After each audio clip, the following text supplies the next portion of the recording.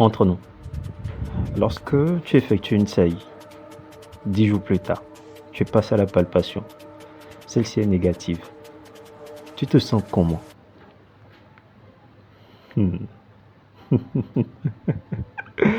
Comme le disent les Ivoiriens, ça gâte cœur. Et pour que cela ne soit plus ça et que tu n'aies plus l'impression de jouer à une loterie, je partage avec toi aujourd'hui une technique.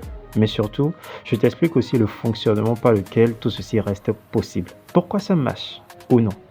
Tu veux améliorer ton taux de réussite à la CI, obtenir une bonne prolificité? C'est maintenant qu'on en parle.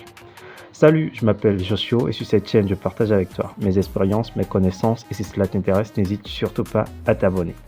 Aujourd'hui, on parle d'un sujet assez intéressant. Comment faire matcher Roméo et Juliette, avoir un bon date et pour finir, une bonne affinité au lit. Mais tout ça, version lapin. Avant tout, on va poser les bases, histoire de bien comprendre. On parle de réussite. Il faut savoir ce qui la rend possible. Alors, quels sont les vrais facteurs qui font qu'une saillie marche ou pas? Principalement, on a l'état de santé des sujets qui joue beaucoup, la préparation qu'on s'impose en amont, les performances individuelles de chaque sujet, le timing et enfin le suivi post-saillie. Comme quoi, dans un élevage crédible, on ne vient pas à la saillie sans une préparation, sans la prise en compte de certains facteurs clés qui, eux, sont déployés dans le but de vraiment maximiser tes chances. C'est ce qu'on veut. Ou bien, quand tu accouples une dizaine de femelles et qu'après 10 ou 14 jours, tu vois que seules 3 ou 4 sont gestantes, là, oui, tu as un vrai problème. Parce que si tu n'as pas assez de l'apéro, tout ce que tu fais, c'est nul. Ça vaut rien. Tu vas vendre juste pour couvrir les charges. Et ça, c'est dans le meilleur des cas. Au bas mot, tu devrais avoir des taux de réussite qui oscillent entre 85, 90, 95%. C'est possible. Et c'est ce qu'il te faut. Tu vas me demander concrètement, que faut-il faire alors? Et je te répondrai, fais une double saillie. Voilà, le mot est lâché. Répète tes saillies. Tu en as déjà sûrement entendu parler, peut-être même que tu l'appliques par moment. Le fait d'effectuer une saillie et de la reprendre un peu plus tard. On va essayer de comprendre ensemble le mécanisme qu'il y a derrière cette technique, pourquoi elle marche et t'aide aussi par la même occasion à avoir des portées plus grandes. Supposons que tu veux envoyer des sujets en reproduction. Moi, je te conseillerais de toujours faire des saillies par vague. Une femelle aujourd'hui, une autre demain, une autre après-demain. C'est pas ce qu'il y a de plus efficace et de professionnel. La meilleure option serait d'avoir toutes ces femelles saillies le même jour, mais ceci implique une technologie qui ne nous est pas encore totalement accessible. Je parle de l'insémination. Néanmoins, on s'entend sur un fait. Organiser et conduire des femelles par vague de la saillie jusqu'en maternité, cela t'offre plusieurs avantages. Ce n'est pas un débat. Et pour pouvoir le faire, il faut déjà savoir comment déclencher des chaleurs communes chez les sujets. Parce que là, c'est la première étape. Agir et s'assurer de la réceptivité des sujets ciblés. Sans quoi, tu poses un premier frein à la réussite de ta saillie. Tes femelles doivent être consentantes à l'acte qui veut être posé. Sinon, elles vont fuir le mâle. Ou parfois, elles peuvent accepter par répit ou sous contrainte de techniques qu'on pourrait qualifier de viol. Et là, on n'est plus dans le respect de l'animal. En même temps, cela ne garantit en rien de bons résultats. Les techniques qui te permettent de déclencher cette chaleur, on ne va pas pouvoir s'étaler là-dessus, ce n'est pas le but de la vidéo, mais pour comprendre rapidement, la chaleur chez la femelle lapine, cela correspond à la période où elle accepte le mâle, où son corps est biologiquement prêt à un accouplement, à ovuler derrière. On va voir ça un peu plus loin.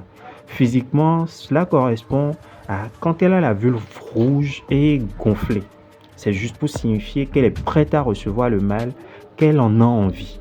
Et ça, c'est un truc qu'on peut provoquer chez elle quand on maîtrise les facteurs et les stress positifs qui induisent cela. C'est un peu à l'image des petits cadeaux attentionnés que tu offres à une femme pour lui faire changer d'avis. Si tu vois un peu de quoi je parle. Bref, parlons maintenant de la saillie en elle-même. Faut déjà savoir un truc. La lapine, c'est un mammifère un peu spécial. À l'inverse de l'homme ou de la vache par exemple, elle n'a pas de cycle ovarien. Elle n'a pas d'ovulation cyclique. Elle a par contre ce qu'on appelle une ovulation induite. Cela signifie qu'elle peut ovuler à la demande en fonction de certains facteurs. Et l'accouplement, c'est le facteur naturel par excellence.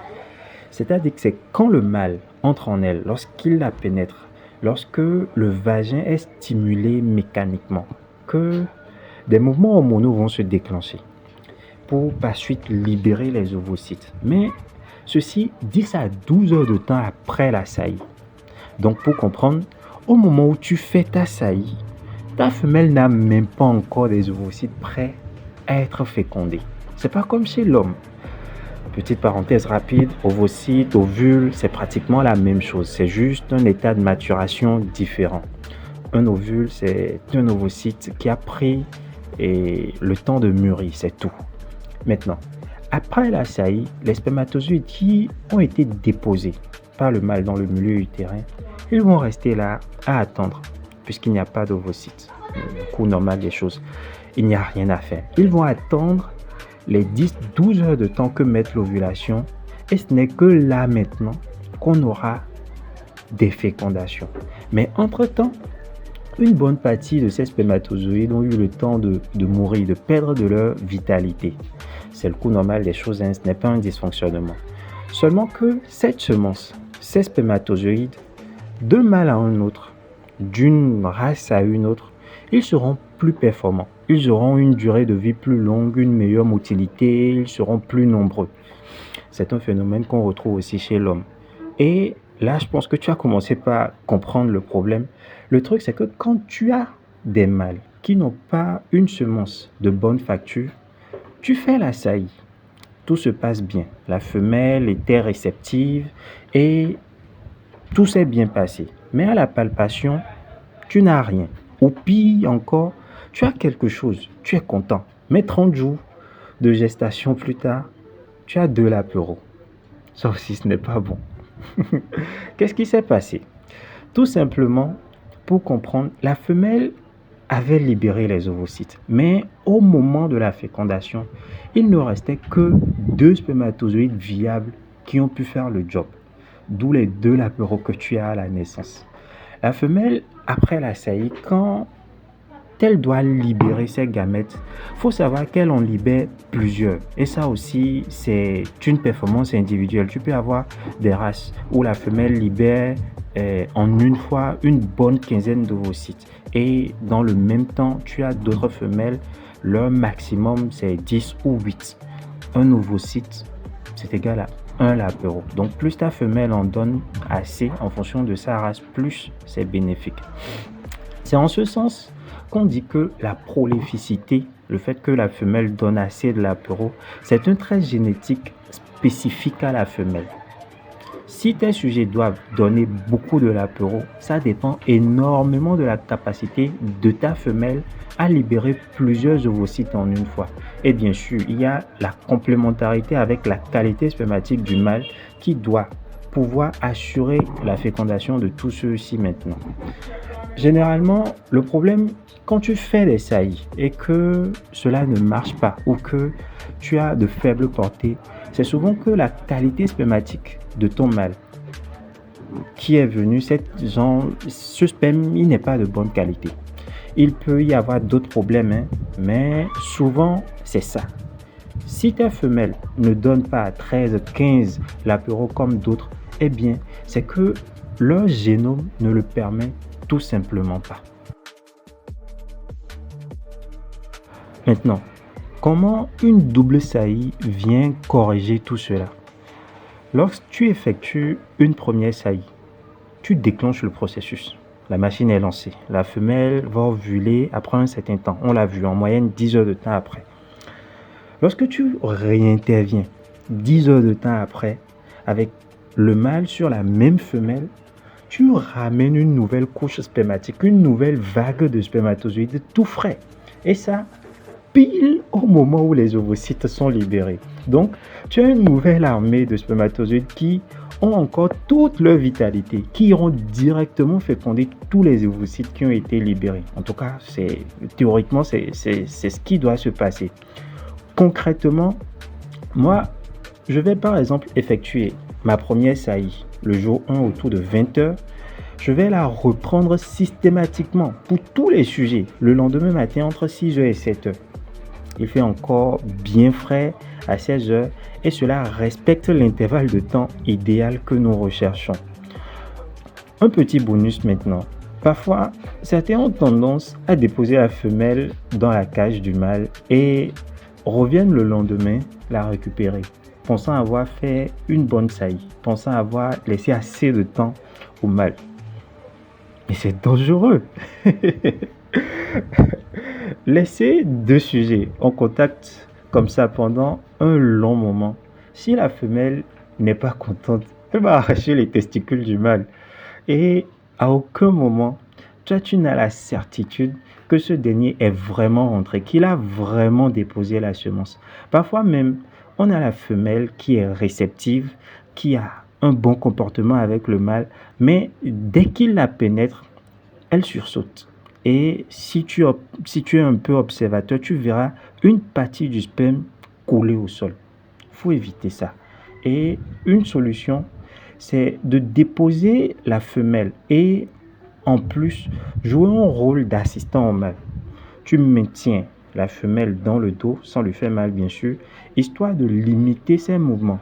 Lorsque le mâle va passer derrière, il aura toute l'aisance. Tu as déjà mobilisé la femelle, il aura toute l'aisance pour faire son travail maintenant. Tu répètes une fois encore, donc minimum 2 sauts par saillie à chaque fois pour la partie du soir et la partie du matin et tu es sûr d'avoir fait un bon boulot. C'est vrai qu'il y a un peu de travail et cela nécessite un peu plus de rigueur de ta part, mais c'est le résultat qu'il faut voir. La perte de temps que tu as quand la palpation est négative, ce que ça te fait enregistrer comme perte, c'est énorme. Et quand avec le même sujet, ça se répète 1, 2, 3 fois, tu vas le ressentir forcément dans ton porte-monnaie. Donc voilà un peu ce qui se passe. On va conclure et j'espère t'avoir vraiment apporté quelque chose. Retiens que réussir une saillie, ce n'est pas une question de hasard. C'est une affaire de préparation, de compréhension et surtout de rigueur. Quand tu sais ce qui se passe à l'intérieur de ta femelle, quand tu connais le rôle du timing et que tu maîtrises les techniques comme la double saillie par exemple, tu ne dépends plus de la chance. Tu contrôles vraiment tes résultats. Et c'est exactement ça la différence entre un éleveur qui subit et un éleveur qui sait comment optimiser ses résultats. Chaque geste compte, chaque observation compte. Prends le temps d'observer, de comprendre tes animaux et tu verras que ça apporte une vraie différence. Le plus beau dans tout ça, c'est que ça reste accessible. Tu n'as pas besoin d'un truc supplémentaire pour pouvoir l'expérimenter. Alors la prochaine fois que tu fais une saillie, pense à tout ce qu'on vient de voir, prépare tes sujets, respecte le timing, double ta saillie, tu m'en diras des nouvelles. Et surtout, n'oublie pas, dans un élevage, ce n'est pas celui qui va vite qui réussit, c'est celui qui comprend ce qu'il fait. Si cette vidéo t'a aidé à mieux comprendre, dis-le moi en commentaire, partage ton expérience et surtout abonne-toi, ça va me faire plaisir. Je le rappelle, le but de la chaîne c'est de partager avec toi ce que moi je fais réellement, sans pour autant te les présenter comme la seule vérité. Je te remercie d'être resté jusque là, à la prochaine pour encore beaucoup plus de contenu. Allez, salut!